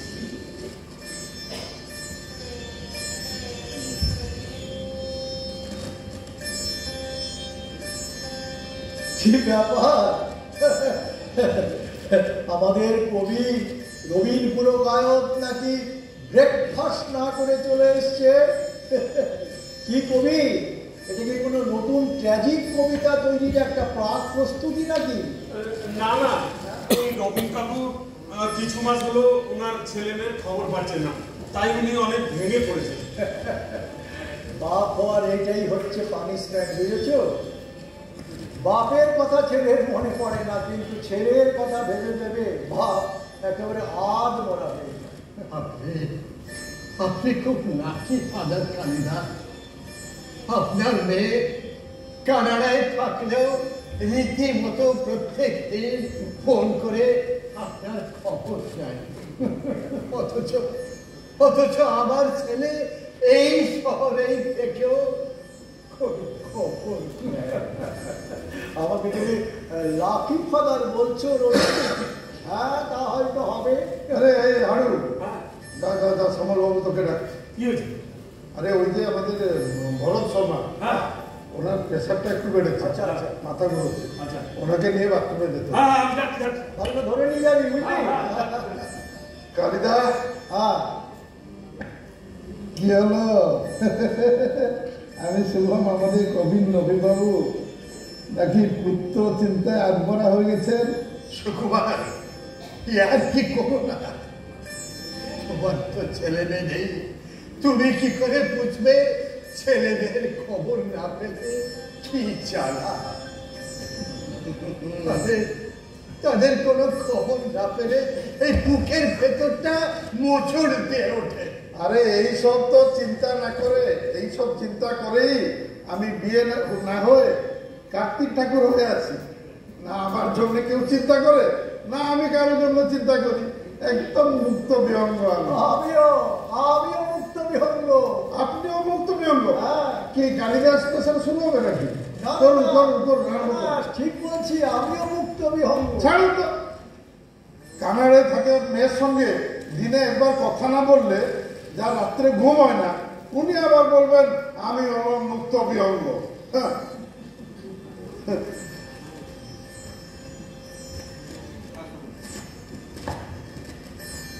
আরে অমল, আরে অমলবাবু, যাই নিয়ে এসো, নিয়ে এসো, নিয়ে আসো। হ্যাঁ, অমলবাবু বসুন, বসুন, বসুন, বসুন। আচ্ছা, হারু বলছিল নাকি রবীনবাবু মানসিকভাবে খুবই ভেঙে পড়েছে, ব্যাপারটা কি? আরে ব্যাপারটা হচ্ছে, রবীনবাবুর ছেলে ওনাকে বহু মাস ধরে, বহু দিন ধরে ওনার সাথে কোনো যোগাযোগ করে না। ওই চিন্তায় চিন্তায় উনি একেবারে আধমরা হয়ে গেছে। আরে আমারও তো সেই একই অবস্থা। আমাকে ছেলে সেই যে এখানে ছেড়ে দিয়ে গেল, তারপরে তার আর কোনো পাত্তাই নেই। আরে ফোন করলে সে ফোন ওঠায় না। নাতনিটা তো মনে পড়ে, তোর ভেতরটা কেমন মোচড় দিয়ে ওঠে। খোকা জানে আমি অসুস্থ, তারপরেও কি তার উচিত ছিল না একবার এসে খোঁজ খবর নেওয়া? এই রবীন বাবুর মতো হয়তো টেনশনে দেখবেন আমারও হার্ট অ্যাটাক হয়ে গেছে। সবই তো বুঝলাম, কিন্তু আমি কি করতে পারি? কয়েকবার আমি রবীনবাবু এবং অমলবাবুর ছেলেদের সঙ্গে ফোনে যোগাযোগ করার চেষ্টা করেছি, কিন্তু কোনো লাভ নেই। ওহ, যত সব হয়েছে আমারই জানা। আচ্ছা আচ্ছা আচ্ছা আচ্ছা আচ্ছা, এই রবীন বাবু আর অমর বাবু এদের ছেলেদের এখানে আনার জন্য আমার মাথায় একটা পরিকল্পনা ঢুকেছে। পরিকল্পনা? আমি বলবো? আচ্ছা, অমলদা আপনার তো একটাই ছেলে, হ্যাঁ একটাই ছেলে। আর রবীন্দা আপনার এক ছেলে এক ছেলে মেয়ে, আর আপনার তো মেয়ে কানাডায় থাকে, আমার তো একটাই মেয়ে। কানাডায় থাকে। আমি বলছিলাম কি, এই বৃদ্ধাশ্রম থেকে একটা টপ প্রায়োরিটি বেসিসে আচ্ছা, একটা আর্জেন্ট মেসেজ ওনাদের ছেলে মেয়েদের কাছে পাঠানো হবে, এবং এই মেসেজটা ইন্ডিভিজুয়ালি পাঠানো হবে। মেসেজটা এইভাবে যে আপনার বাবা অত্যন্ত অসুস্থ, উনি আপনাকে একবারই শেষ দেখা দেখতে চান। সারাবাবু শেষ দেখা আচ্ছা, দেখতে চান। হ্যাঁ। তাই যত শীঘ্রই সম্ভব তুমি এসে একটিবার তোমার অসুস্থ বাবাকে চোখের দেখা দেখে যাও। হ্যাঁ হ্যাঁ, এই মেসেজটা ছেলে মেয়েদের কাছে ইন্ডিভিজুয়ালি পাঠাবে। তা নয় পাঠাবো, কিন্তু ওদের ছেলে মেয়েরা এসে যখন দেখবেন ওদের বাবারা সুস্থ আছেন, তখন আমার চার্জ করবে, তখন এই হ্যাপাটা সামলাবে। আরে মশাই, কিছু হবে না, আপনি শুধু মেসেজটা পাঠিয়ে চুপচাপ বসে থাকুন। আমরা দেখতে চাইছি এদের ছেলে মেয়েদের বাবার প্রতি কতটা ভালোবাসা আর পিতৃভক্তি, তা আমরা হাতে নাতে প্রমাণ পাবো। বুঝলেন তো? ঠিক আছে, তবে তাই হবে।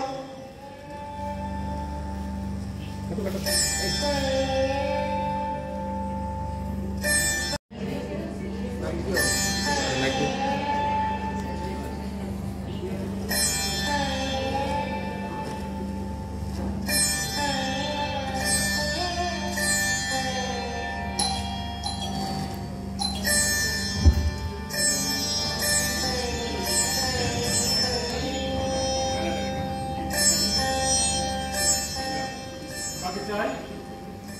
আমি রবীন্দ্র কাছ থেকে একবারটি দেখা করতে চাই। ও রবীন্দ্র, হ্যাঁ হ্যাঁ, তুমি এখন কেমন আছো? সেটা নয় পরে বলছি, কিন্তু আপনি কে, ওনার সাথে আপনার সম্পর্কটা কি, সেগুলো না জানলে তো আমরা যাকে তাকে আমাদের অন্তেবাসীদের সাথে দেখা করতে দিতে পারি না। আমাদের ম্যানেজারের বারণ আছে। আমি রবীন প্রকাশ থাকি। আচ্ছা আমার নাম শ্বেতা প্রকাশ। আচ্ছা। উনি এখন কেমন আছেন? কেন ওনারা যা ভিতরে যা, অফিস ঘরটা একটু গুছিয়ে রাখ। এই তো আমাদের ম্যানেজার এই সামলো, ইনি আমাদের বৃদ্ধাশ্রমের ম্যানেজার সামলো, আর ইনি হচ্ছে রবীন কাপুর মেয়ে সেটা। আচ্ছা তুই ভিতরে যা, আমি ওনার সাথে কথা বলছি। আমার বাবা এখন কেমন আছে? বাবা দুদিন আগে অবস্থা খুবই জটিল ছিল, কিন্তু কাল রাত থেকে একটু ভালো আছে। আমি ভেতরে গিয়ে ওনাকে একবার দেখা করতে পারি? না না ম্যাডাম, এটা একটা 100% পুরুষদের বৃদ্ধাশ্রম, তাই ভিতরে আবাসিকরা কে কিভাবে কি অবস্থায় থাকবে বলা কঠিন। তাই এই মহিলাকে ভিতরে না যাওয়া হবে। আপনি কাজ করুন, আপনি এখানে বসুন, আমি ওনাকে ডেকে দিচ্ছি। উনি কি এখানে আসতে পারবেন?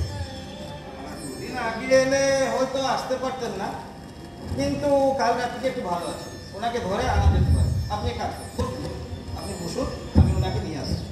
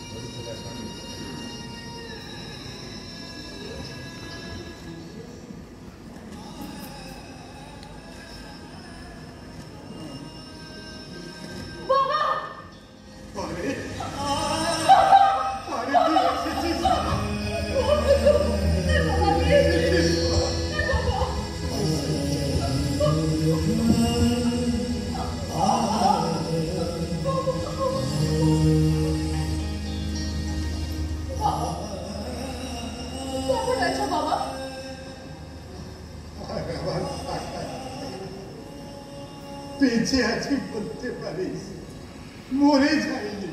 না বাবা, এমনটা বলতে নেই। তুমি ভালো থাকলে আমরাও ভালো থাকবো বাবা।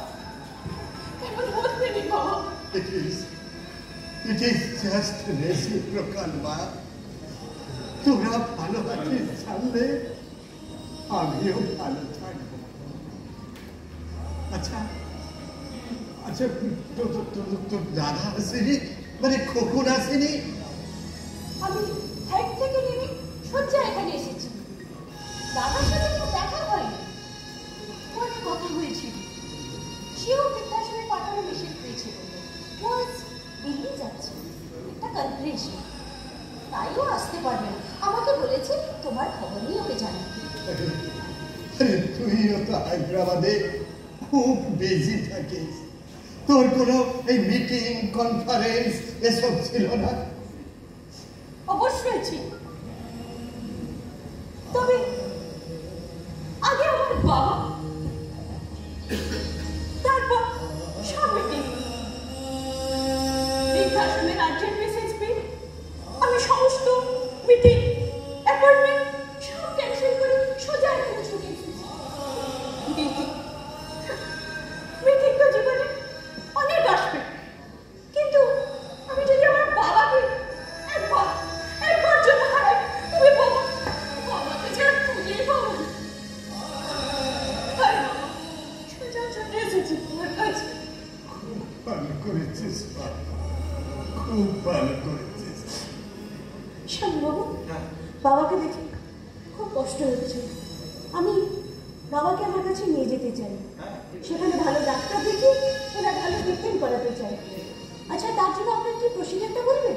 না বিশেষ কিছু নয়, ওই আপনাকে একটা ফর্ম ফিল আপ করে অ্যাপ্লাই করতে হবে, তার সাথে এটা আপনাকে আন্ডারটেকিংও দিতে হবে, আর আপনার একটা আধার কার্ড জেরক্স দিলে বাস সেইটুকু দিলেই হবে। ঠিক আছে, পরশুদিন বাবা তুমি আমার সাথে যাবে, ঠিক আছে? আচ্ছা, আপনি কিন্তু সমস্ত রেডি করে রাখবেন, আমি সব আপনাকে দিয়ে দেবো। ঠিক আছে। রঙিন, এটা তোমার মেয়ে? আমার মেয়ে, আমার মেয়ে সে বাবা, এনার নাম কালীপদ চৌধুরী, আমাদের মধ্যে সবচাইতে সিনিয়র। আমরা ওনাকে কালিকা বলে ডাকি। আরে মজার মানুষ। কিন্তু এ কি করে সম্ভব হয়? একেবারে সেই মুখ, সেই চোখ, কথাবার্তাও সেরকম, নামটাও এক, সেটা এ কি করে সম্ভব হয়? আপনি কি কিছু বলছেন কালিকা? রবি, আমি তোমার মেয়ের মধ্যে আমার মেয়েকে দেখতে পাচ্ছি। একেবারে সেই মুখ, সেই চোখ, কথাবার্তাও সেই রকম, নামটাও এক, সেটা। মা, মা গো, মা, আমাকে একবারটি বাবা বলে ডাক মা, একবার বাবা বলে ডাক। কিন্তু কেন? আমার বাবা থাকতে আমি আপনাকে বাবা বলে ডাকবো কেন? পারে হ্যাঁ বাবা। চাক, কালী যেতে যখন বলছেন একবার ঠিক বাবা বলে ডাক না। উনি তো তোর বাবারই মতন। আরে বাবা ডাক শুনে যদি এই বুকের ভেতরটা শান্তি পায়, তাহলে তোর ডাকতে অসুবিধে কোথায় মা? ডাক, একবার ঠিক ডাক মা, একবার ডাক।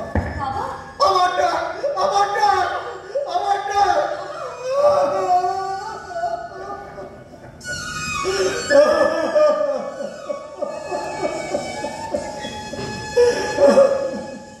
কতদিন পর, কত বছর পর এই ডাক আমি শুনলাম, আমার মুখটা জুড়িয়ে গেল।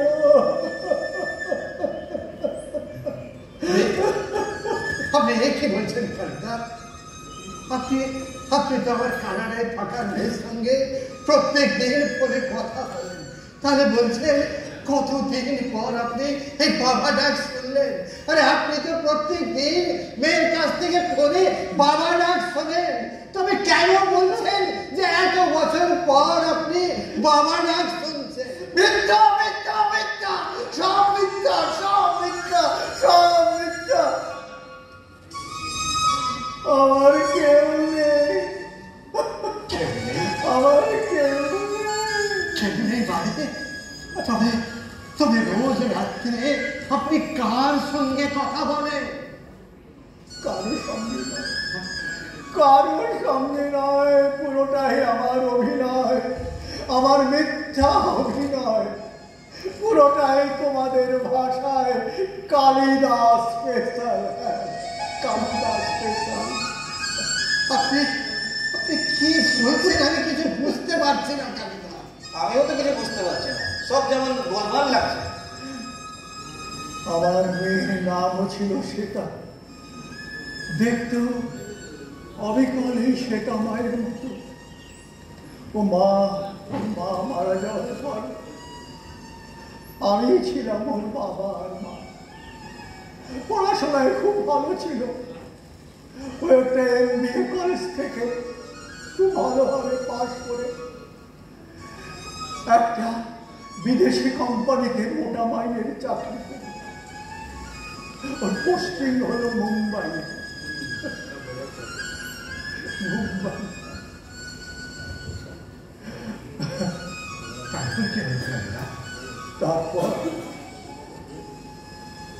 তারপর ভগবান আমাদের এই সুখ সইলেন না, আমাদের সুখের সংসারে উনি পাগলা দিলেন। কিসের বাবা? আমার মেয়ে চাকরিতে যোগ দেওয়ার জন্য মুম্বাই যাওয়ার প্রস্তুতি নিল। ও আগে কখনো মুম্বাই যায়নি, তাই আমি ঠিক করলাম ওর সঙ্গে গিয়ে ওর একটা থাকার সুবন্দোবস্ত করে আমি ফিরে আসি।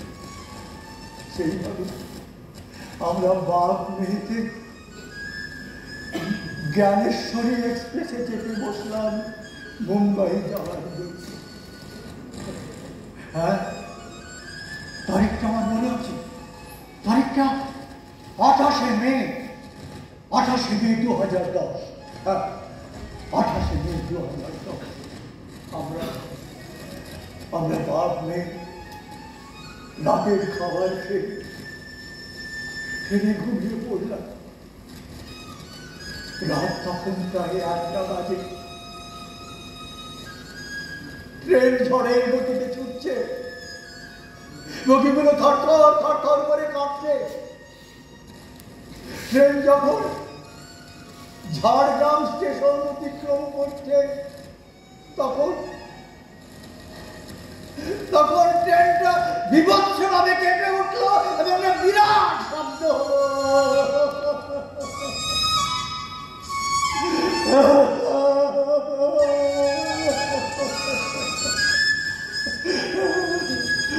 ঘটে গেল সেই ঐতিহাসিক জ্ঞানেশ্বরী ট্রেন দুর্ঘটনা।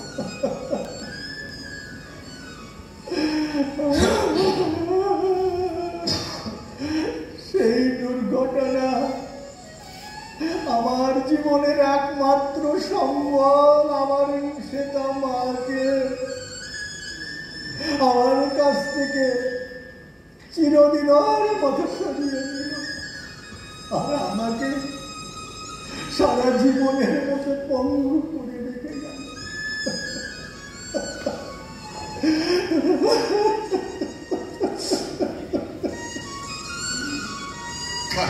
তারপর এই সত্যটাকে ভুলে থাকার জন্য আমি মিথ্যা জগতের আশ্রয় দিলাম। তৈরি করলাম দিন প্রতিদিন তোমাদের ভাষা কালিদাস স্পেশাল। হ্যাঁ, কালিদাস স্পেশাল। এই কালিদাস স্পেশালের মধ্য দিয়ে আমি সত্যটাকে ভুলে থেকে একটু সত্যটাকে ভুলে থাকার প্রয়াস করলাম। সত্যটা বড় যন্ত্রণা, বড় কষ্টের আমার কাছে, তাই সত্যটাকে ভুলে থাকার চেষ্টা করলাম। কালিদাস, আপনার বুকের ভেতর সে এত দুঃখ কষ্ট সমান হচ্ছে আমরা জানতাম না। তাই কালিদাস স্পেশাল নিয়ে আমরা অনেক হাসাহাসি করেছি। পারলে আপনি আমাদের ক্ষমা করে দেবেন কালিদাস, ক্ষমা করে দেবেন। জানো, ওই দুর্ঘটনার জন্য, আমার মেয়ে দুর্ঘটনার জন্য রেল বিভাগ আমাকে কয়েক লক্ষ টাকা ক্ষতিপূরণ দিয়েছে। কয়েক লক্ষ। সে টাকা আমি একটাও খরচ করিনি, সব ব্যাংকে রেখে দিয়েছি। সব। মেয়ের মৃত্যু রাশি নিয়ে কে কখনো বাপ ফুর্তি করতে পারে? ভালো ফুর্তি করতে পারে?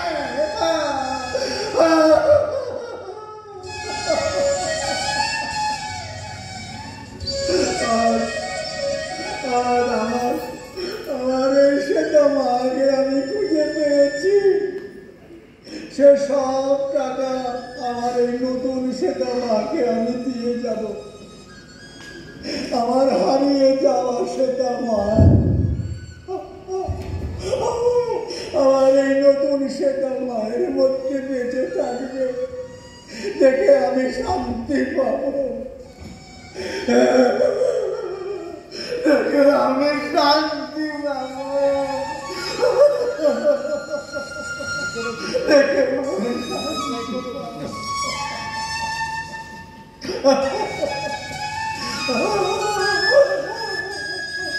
আছে ওনাকে দেখে একদমই বোঝা যায় না।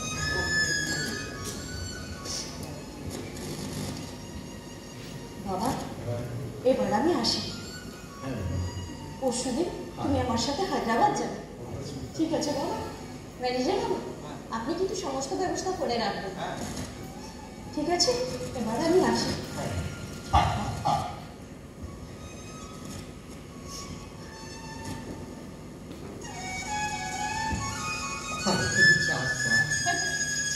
আমি জানি কে পৌঁছে একটা ফোন করিস মা, একটা ফোন করিস।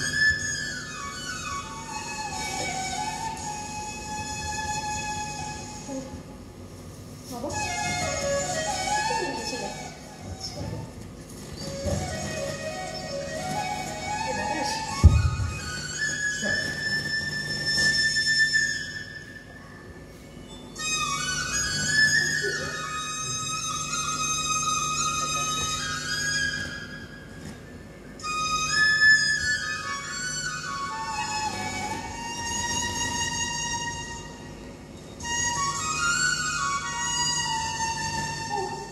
আরেকটা কথা, ওই যে কালী জেঠু উনি আমার মধ্যে ওনার হারিয়ে যাওয়ার মেয়েকে খুঁজে পেয়েছে, তাই মেয়ে হয় আমারও কিছু কর্তব্য আছে। হ্যাঁ, কিসে করতে হবে? আমি ভাবছি বাবার সাথে কালী জেঠুকেও আমার কাছে নিয়ে যাবে। জেঠুকে আপনি নিয়ে যাবেন? হ্যাঁ ম্যানেজার বাবু, আপনি ওই কন্যাহারা বাবার জন্য আমার এই ব্যাপারে কিন্তু একটু হেল্প করবেন। ঠিক আছে, ঠিক আছে, আমি ব্যবস্থা করব। বাবা এবার আমি আসি। আয় তুমি ওই কালী জেঠুকে, না না কালী জেঠু না, বাবা, আমার ওই বাবাকে বলে দিবে ওনার সেটা মা আসে। হ্যাঁ, আমার দুই বাবাকে নিয়ে যখন আসছি বাবা, তোমাদের সেটা মা আসবে, আসবে কিন্তু বাবা তৈরি হয়ে থাকে। আসছি বাবা।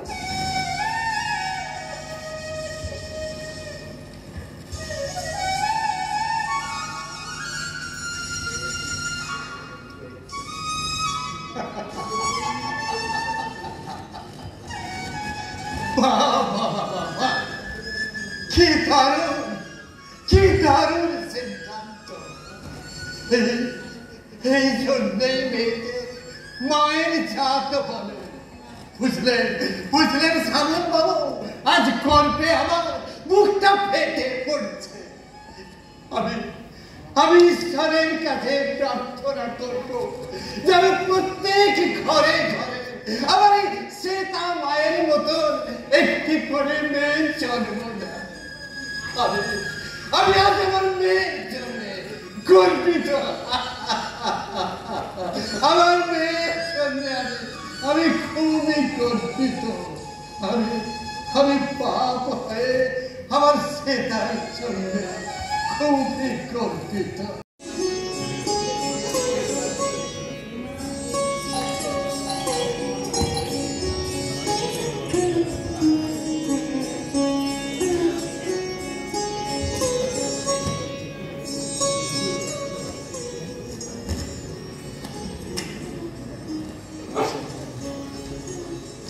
সঞ্জয় বাবু খুবই দেরি করে দিলেন, সব শেষ হলো। হঠাৎ বাবার মেয়ে, এই তো নো ডাউট ব্যাপারটা খুবই স্যাড, তবে এটা তো এক্সপেক্টেডই ছিল। আমি জানতাম বাবার বেশি দিন টিকবেন না।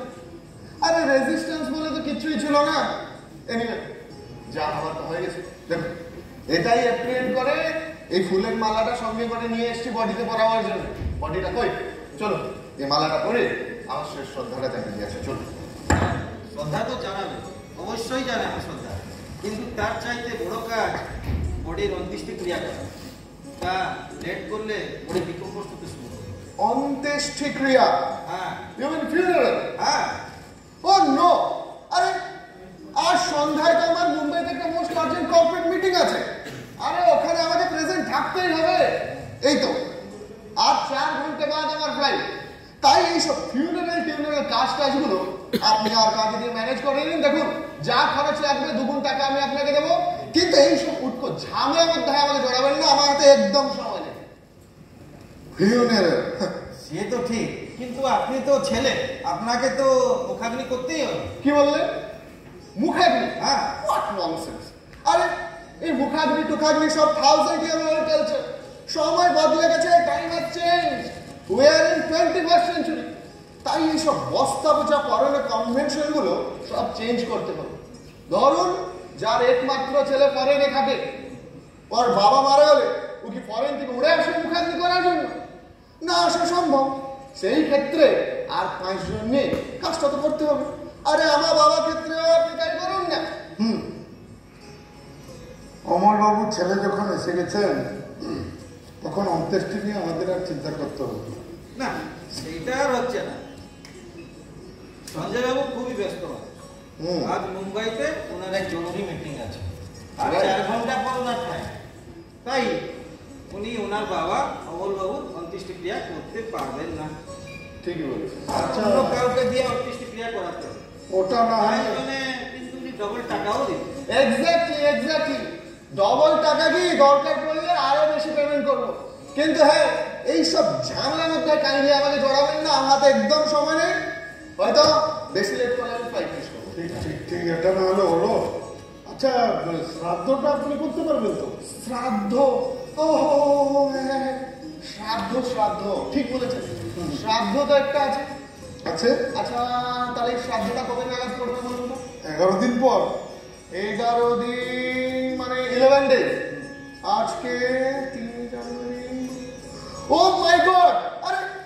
আরে তখন তো আমি প্যারিসে থাকবো একটা কনফারেন্সে। তবে কি শ্রাদ্ধ হবে? হবে না? হবে। কি করে? আরে এই ডিজিটাল যুগে সবই সম্ভব। Everything is possible.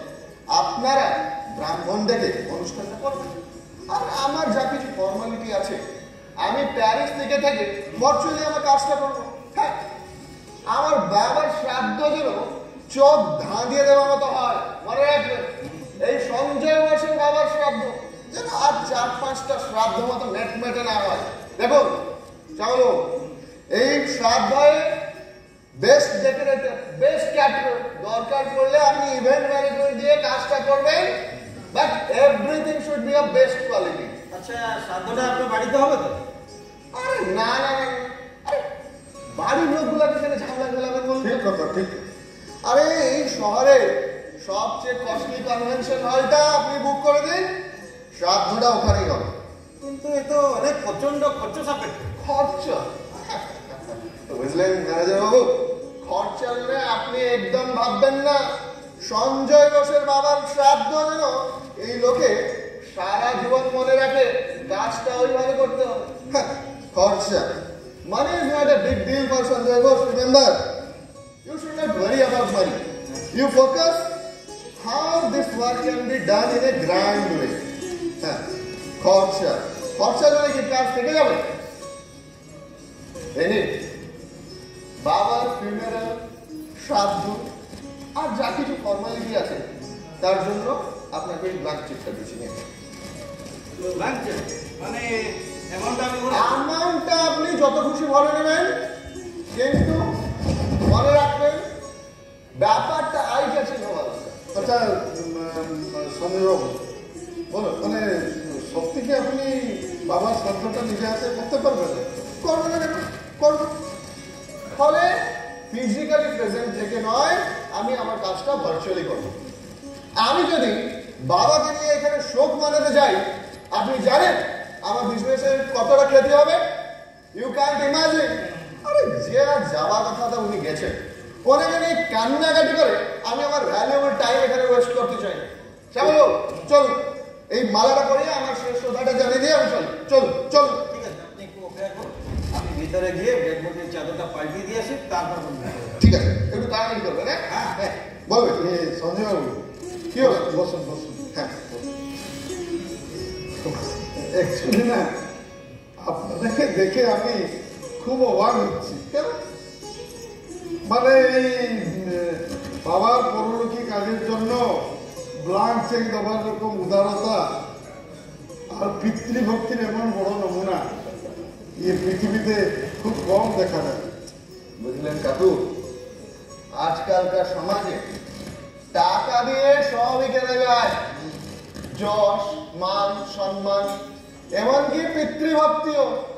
এটি আপনাদের ম্যানেজার যদি খরচই কার্পণ্য না করে বাবার শ্রাদ্ধটাকে রাজকীয় ভাবে করতে পারেন না, এই সঞ্জয় ঘোষের পিতৃভক্তি একটা ইতিহাস রচনা করবে।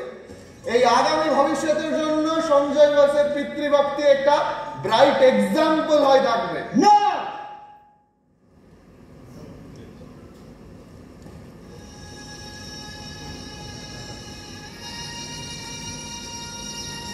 শুধু টাকা উড়িয়ে পিতৃভক্ত হওয়া যায় না। পিতৃভক্তিটা বাজারের আলু পেঁয়াজ নয় যে টাকা দিয়ে কিনে নিতে পারবে। বাবা তুমি বেঁচে আছো? হ্যাঁ, বেঁচে আছি। তবে এনারা বলছিলেন নাকি মরে গেছে। আমি ওদের বলতে বলেছিলাম কেবল তোর পিতৃভক্তির পরীক্ষা নেওয়ার জন্য।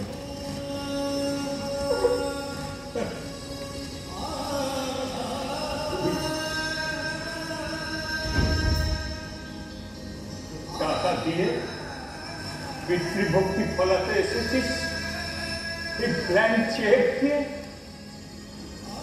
পিতৃভক্তি এসেছিস। বাবার মৃত্যু সংবাদ শুনে কই তোর মুখে তো শোকের চিহ্ন বর্ণ নেই, তোর চোখে তো এক কোনায় জলও নেই, অথচ তুই টাকা দিয়ে পিতৃঋণ শোধ করতে এসেছিস। ঠিক শতধিক তোদের বিভিন্ন মানসিকতাকে নে তোর ব্ল্যাঙ্ক চেক, নে তোর পিতৃঋণ শোধ করার চেক।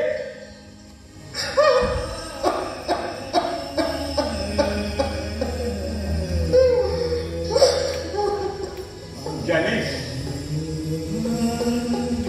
তুই যে দেশে জন্মেছিস সেই দেশে শ্রবণ কুমার নামে একটি ছেলে জন্মেছিল। তার তোর মতন বাড়িও ছিল না, গাড়িও ছিল না। নিজের অন্ধ বাংলাকে কাঁধে করে বয়ে নিয়ে এসে বেড়াতো। রোদে জলে বৃষ্টিতে কোনোদিনও সে আশ্রয় করে। তোদের এত বড় বাড়ি, যার এপার ওপার দেখা যায় না, যেখানে তিনটে চাকর, দুটো কুকুর, দুটো গাড়ির ড্রাইভার, আরো দু চারটে বেড়ালেও স্বচ্ছন্দে থাকার জায়গা হতে পারে, অথচ জায়গা হতে পারে না রুগ্ন স্থবির বুড়ো স্ত্রী হারা বাপটা। তোর অত বড় বাড়িতে একটু মাথা গুঁজার ঠাঁই আমাকে করে দিতে পারলি না? শেষ বয়সে এই বৃদ্ধাশ্রমে এলে আমাকে নির্বাসন দিলি। আর আজ ব্ল্যাঙ্ক চেক দিয়ে পিতৃঋণ শোধ করতে এসেছি।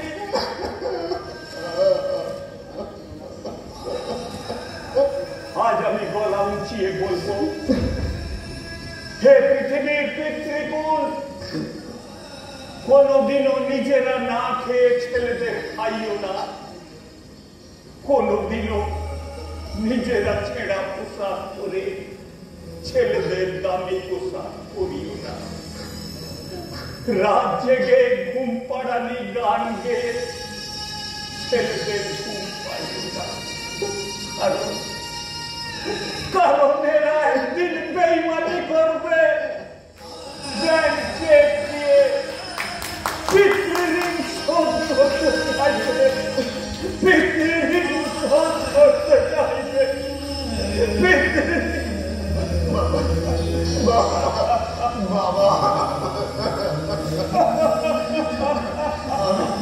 আমি অন্যায় করেছি বাবা, বাবা আমি পাপ করেছি বাবা, পাপের প্রায়শ্চিত করতে দাও বাবা, বাবা পাপের প্রায়শ্চিত করতে দাও বাবা। বাড়ি ফিরে চলো বাবা, নাতনির কাছে ফিরে চলো বাবা, বাড়ি ফিরে চলো।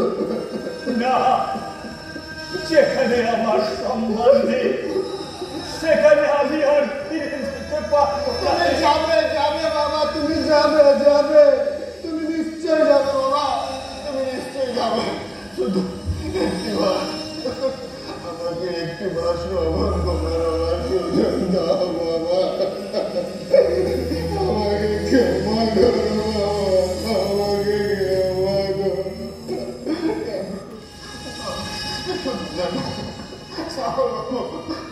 করো। এই যে অমলবাবু, আপনার ছেলে যখন এত করে বলছি এত খারাপ হয়েছে, একবার তো সুযোগ দিন, যান একবার তো সুযোগ দিন। আপনার ছেলেকে ক্ষমা করে দেখুন, পৃথিবী দেখুক যে ছেলে ও বাপকে ফিরিয়ে নিয়ে যেতে পারে। হ্যাঁ, একটা উদাহরণ সৃষ্টি হোক। যাও বাবা।